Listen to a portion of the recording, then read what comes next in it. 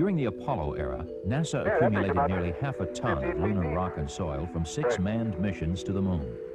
Recently, for the first time in history, a relatively large sample of lunar soil was given by NASA's Johnson Space Center in Houston, Texas, for a purpose other than pure scientific research. The lunar soil was released to test its properties in making concrete as a possible future building material for a lunar base. The investigator receiving the sample was Dr. T.D. Lin, who works for Construction Technology Laboratories in Skokie, Illinois. From the 40-gram sample, Dr. Lin plans to make one 1-inch square cube and 3 mini tablets roughly the size of sticks of chewing gum. Basic engineering knowledge will come from tests that may relate the material's strengths to building structures, with an ultimate long-range goal of someday building a permanent station on the surface of the moon. Here on Earth, concrete is the backbone of our construction industry. The concrete used in pouring the foundations for this house had its beginnings in a quarry where many key ingredients are mined. Preliminary test results indicate that concrete made from lunar soil is twice as strong as that specified by standard American building codes and may need minimal processing. Concrete is one of several materials being investigated for building on the moon, according to Dr. Wendell Mendel, planetary scientist at the Johnson Space Center. If you can make a brick on the moon and you don't have to import the brick from the Earth, then you've saved an enormous amount of money by not having to ship the mass through the transportation system. So that's a tremendous incentive for learning to use lunar materials.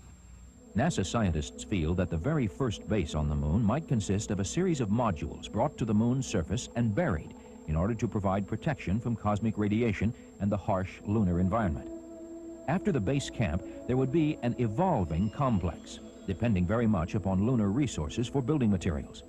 One person very much interested in what this base might look like is Dr. Peter Land, an architect and professor at the Illinois Institute of Technology. His designs are simple, direct, low-slung buildings that consist of shielding heaped with lunar soil and independent inflated structures underneath, housing all lunar base functions. A small group of architecture students at the University of Houston has developed an 8-year program for setting up a manned base on the moon. Again, Dr. Mendel.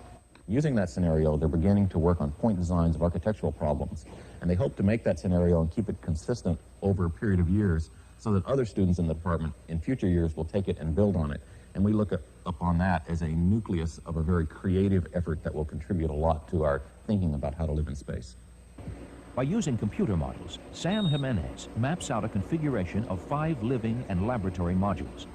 Through time, these modules could be expanded to maintain 3 distinct areas, all linked together into a centralized base, but capable of growth if needed. Clusters of modules act as a foundation for larger inflatable environments that could be maintained for living quarters, experiments, as well as energy and crop production. The base would be shielded from cosmic radiation by bags of lunar soil heaped over the modules and inflated structures, with causeways to any section of the base. For many, the idea of building a lunar base seems very distant, but much of the technology exists today. When NASA's space station is in place, these pioneering efforts in engineering and design may become a reality by helping us establish a manned lunar base sometime in the 21st century.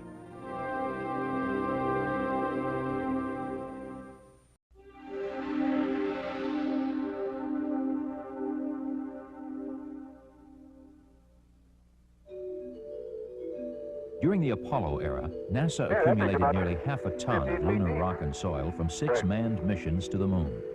Recently, for the first time in history, a relatively large sample of lunar soil was given by NASA's Johnson Space Center in Houston, Texas, for a purpose other than pure scientific research. The lunar soil was released to test its properties in making concrete